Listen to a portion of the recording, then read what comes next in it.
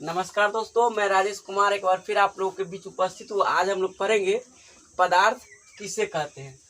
तो जो स्थान घेरे, जिसमें द्रव्यमान हो तथा जो अवरोध उत्पन्न करे उसे पदार्थ कहते हैं। दूसरा क्वेश्चन आता है, द्रव्य क्या है। द्रव्य एक प्रकार का पदार्थ है जिसे किसी भी भौतिक प्रक्रिया की सहायता से उसके कणों को एक दूसरे से अलग नहीं किया जा सकता है।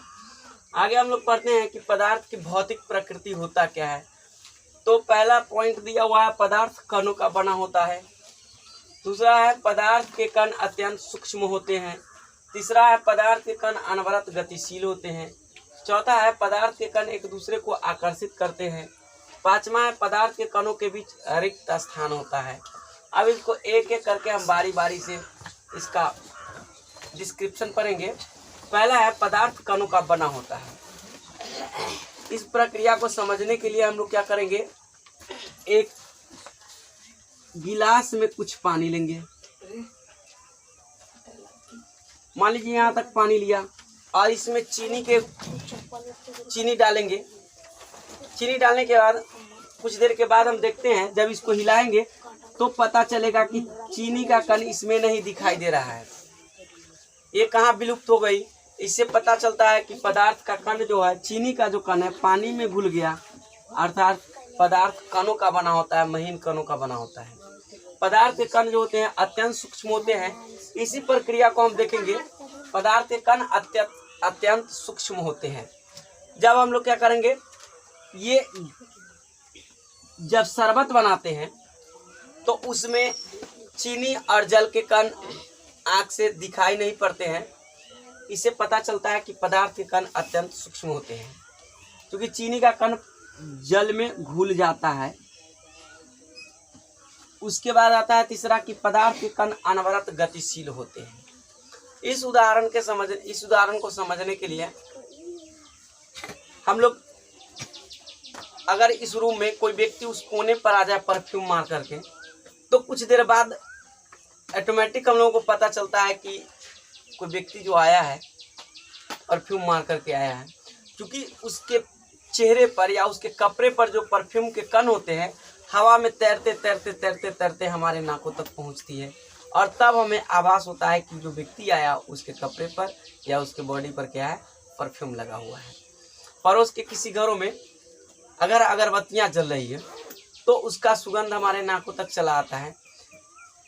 इसका कारण है कि अगरबत्ती का जो कण है, जो जलती है, तो उसका जो कण उड़ करके हवा में तैरते तैरते हमारे नाकों तक पहुंचती है, और तब हम उसके सुगंधित होने का आभास करते हैं। इन सभी बातों से ये पता चलता है कि पदार्थ के कण जो होते हैं अनवरत गतिशील होते हैं। उसके बाद है चौथा पॉइंट, पदार्थ के कण एक दूसरे को आकर्षित करते हैं।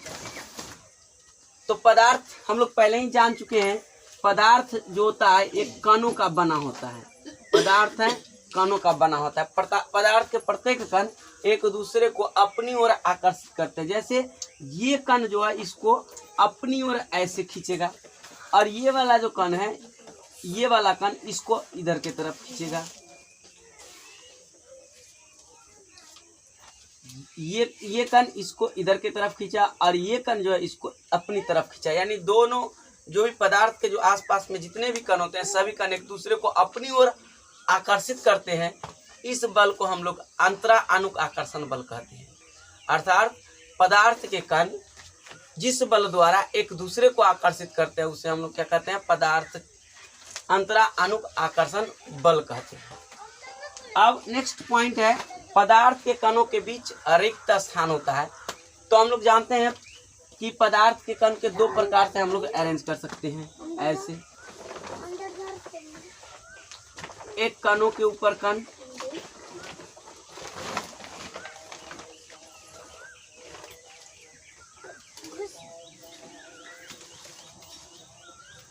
दूसरा इस तरीके से अरेंज किया जा सकता है।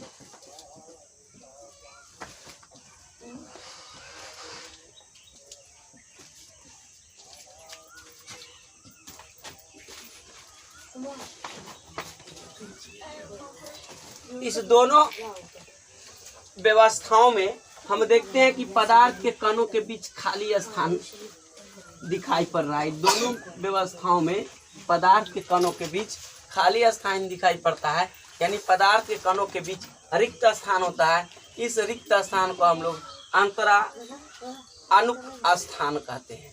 अर्थात पदार्थ के कणों के बीच पाए जाने वाले रिक्त स्थान को अंतरा अनुक स्थान कहते हैं और पदार्थ के कणों के बीच लगने वाले आकर्षण बल को अंतरा अनुक आकर्षण बल कहते हैं। अब हम लोग पढ़ते हैं पदार्थों का वर्गीकरण। तो पदार्थ को मुख्यतः 3 वर्गों में बांटा गया है। पदार्थ को मुख्यतः 3 वर्गों में बांटा गया है। पहला है ठोस, दूसरा है द्रव और तीसरा है गैस।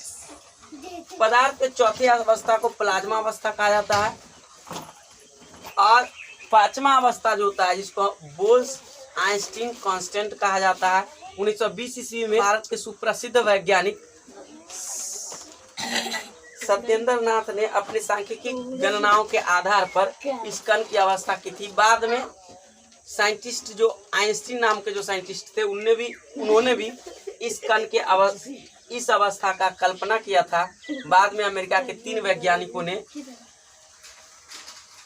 अति निम्न घनत्व लगभग 10⁻⁻5 घनत्व वाली गैस को अति निम्न ताप पर लगभग 2 गुना 10⁻⁻7 केल्विन के ताप पर ठंडा करके सुपर कूल्ड करके इस अवस्था का बोल्स-आइंस्टीन कांस्टेंट अवस्था का प्रतिपादन किया था, खोज किया था। इस तरीके से पदार्थ की 5 अवस्थाएं हो गई। लेकिन पदार्थ के मुख्यतः 3 अवस्थाएं होती है, ठोस, द्रव और गैस। पदार्थ ठोस क्या होता है, द्रव क्या होता है और गैस क्या होता है, इसके बारे में हम लोग विस्तार से जानते हैं। अब लोग हम पढ़ते हैं पदार्थ की ठोस अवस्था का सामान्य गुण। पहला गुण है आकार और आयतन। कहता है ठोस के आकार और आयतन निश्चित होते हैं। दूसरा है घनत्व, ठोस के घनत्व उच्च होते हैं। तीसरा है द्रव्यनांक और क्वथनांक, ठोस के द्रव्यनांक और क्वथनांक उच्च होते हैं। चौथा कहता है ठोस पदार्थ कठोर एवं दृढ़ होते हैं। 5वां पॉइंट है ठोस प्रायः असंपीडनीय होते हैं। 6ठा पॉइंट है बहाव, यानी ठोस में बहाव की प्रवृत्ति नहीं पाई जाती है। 7वां है प्रसार या संकुचन, ठोस पदार्थ में प्रसार या संकुचन बहुत कम होता है। उसके बाद होता है उदरोत्पादन और 9वां है विसरण, यानी सामान्यतः ठोस पदार्थ में विसरण की प्रक्रिया नहीं होती है। अब इस सभी बिंदुओं को विस्तार से हम लोग चर्चा करेंगे। तो पहला क्या है इसमें कि आकार और आयतन। ठोस पदार्थ के जो आकार और आयतन होते हैं निश्चित होते हैं। ऐसा क्यों होता है? तो ठोस पदार्थ के जो कण होते हैं एक दूसरे के साथ, ये जो कण होते हैं ठोस पदार्थ के जो ये कण होते हैं एक दूसरे के साथ काफी मजबूत अंतरा अनुक आकर्षण बल के साथ बंधे होते हैं और ये एक दूसरे के ऊपर फिसल नहीं सकते और एक दूसरे को छोड़ करके दूर नहीं जा सकते हैं। इसी कारण से ठोस के आकार और आयतन दोनों निश्चित होता है, यानी ठोस के जो कण होते हैं एक दूसरे के ऊपर काफी मजबूती से बंधे होते हैं। इस कारण से ठोस के आकार निश्चित होता है और ठोस के ये जो कण होते हैं एक दूसरे के ऊपर फिसल नहीं सकते हैं, एक दूसरे के ऊपर फिसल नहीं सकते हैं, इसलिए इसका आयतन भी निश्चित होते हैं। जैसे कलम, इसका आकार जहाँ भी आप रख दीजिए ये इतना ही बड़ा रहेगा। कुर्सी, उसको जहाँ भी रख दीजिए उतना ही बड़ा रहेगा। वो पार पर रखो, घर में रखो, कहीं भी रखो, उसका आकार चेंज होने वाला नहीं है। अर्थात ठोस के आकार निश्चित होते हैं। क्यों होते हैं बता दिए। दूसरा होता है घनत्व। तो ठोस के घनत्व उच्च होते हैं। पहले घनत्व क्या होता है जान लेते हैं। आयतन में उपस्थित द्रव्यमान की मात्रा को उसको हम लोग घनत्व कहते हैं। अर्थात घनत्व बराबर होता है द्रव्यमान बटा आयतन। अब ठोस के जो घनत्व होते हैं उच्च होते हैं। क्यों? अब देखिए प्रति घन मीटर में जो ठोस के जो कण होते हैं वो अत्यधिक उपस्थित होते हैं।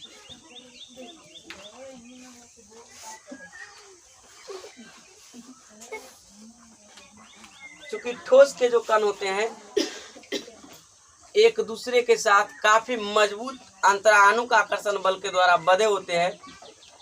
इसी कारण से ठोस का जो घनत्व होता है प्रायः उच्च होता है।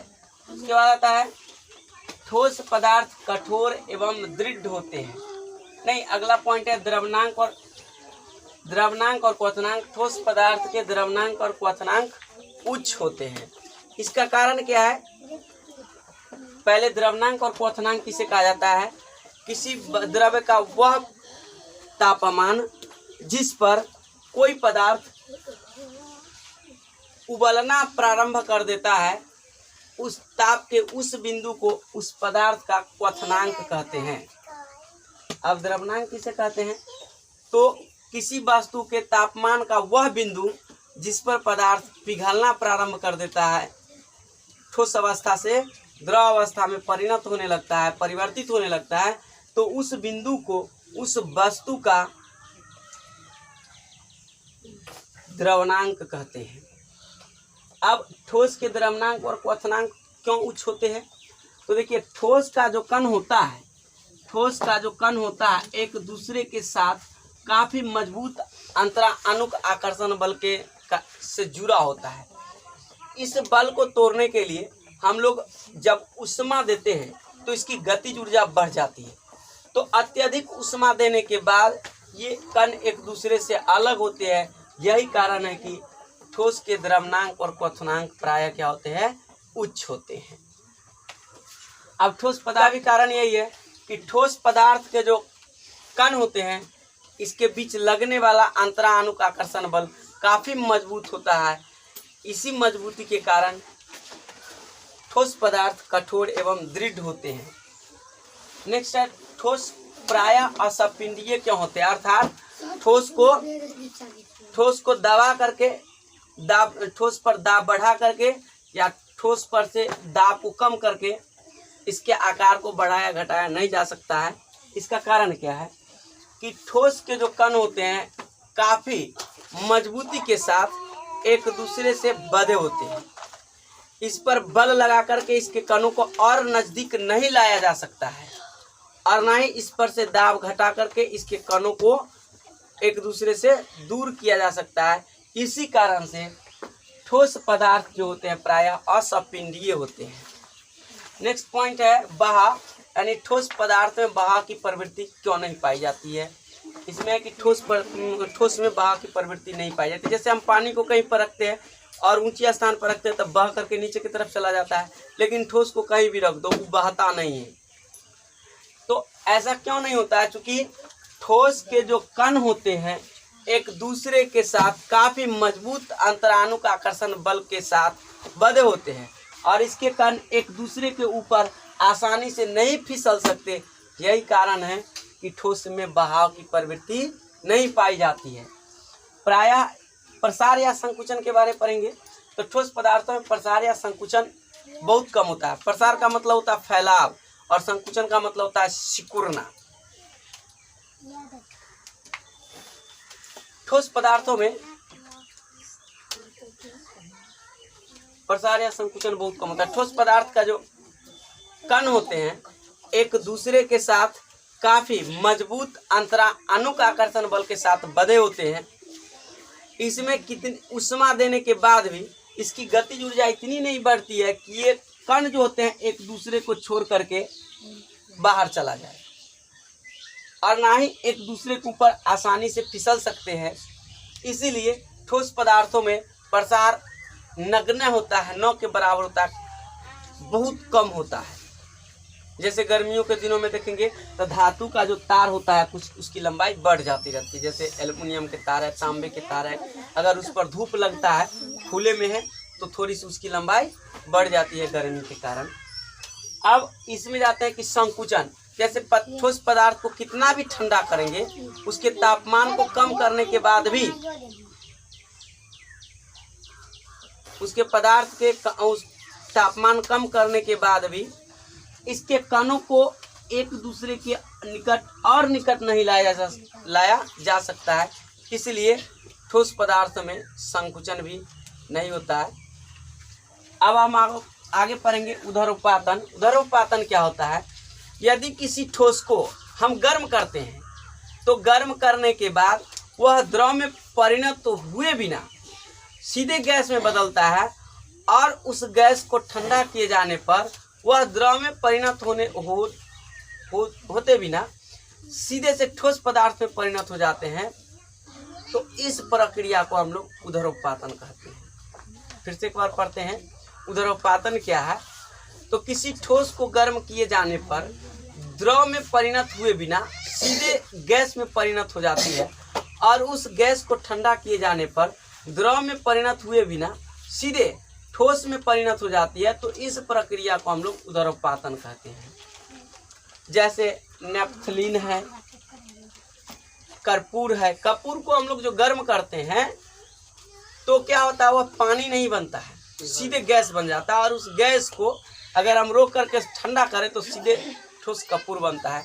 तो नेफ्थलीन की गोलियां हैं, कर्पूर है, ये सारे में उदरोत्पादन की प्रक्रिया देखी जा सकती है। सामान्यतः द्रव को गर्म करने पर क्या बनता है, वाष्प बनता है, और उसको ठंडा करेंगे तो द्रव बनता है। ठीक उसी तरीके से सामान्यतः किसी ठोस को गर्म करने पर सबसे पहले द्रव में परिणत होता है, उसके बाद गैस में परिणत होता है, और ठंडा करते हैं गैस को तो पहले द्रव में बनता है, और द्रव के बाद किस में परिणत होता है, ठोस में परिणत होता है। लेकिन ये जो कपूर है, नेफ्थलीन है, इसको जो गर्म करेंगे तो गर्म करने के बाद सीधे वाष्प में परिणत हो जाता है, गैस में परिणत हो जाता है, और उसको ठंडा करते हैं तो द्रव में परिणत होते हुए बिना सीधे ठोस में परिणत हो जाती है। नेक्स्ट पॉइंट आता है विसरण। सामान्यतः ठोस पदार्थों में विसरण की प्रक्रिया नहीं पाई जाती। तो विसरण क्या होता है, पदार्थ के एक पदार्थ को दूसरे पदार्थों में, अर्थात पदार्थ के एक कणों को दूसरे कणों में मिलने की प्रक्रिया को हम लोग विसरण कहते हैं। जैसे ठोस में क्या होता है कि विसरण की प्रक्रिया नहीं पाई जाती है, जबकि द्रव में ये सब प्रक्रिया पाई जाती है। द्रव में, गैसों में होता है कि ठोस पदार्थों में विसरण की प्रक्रिया नहीं पाई जाती है, बहुत कम देखा जाता है। लेकिन इस परिस्थिति में जिंक और कॉपर के टुकड़े को अगर हम लोग मजबूती से बांध दें, जिंक और कॉपर के टुकड़े को मजबूती के साथ बांधे, तो कुछ वर्षों बाद हम देखेंगे कि जिंक और कॉपर के टुकड़े जुड़ जाते हैं।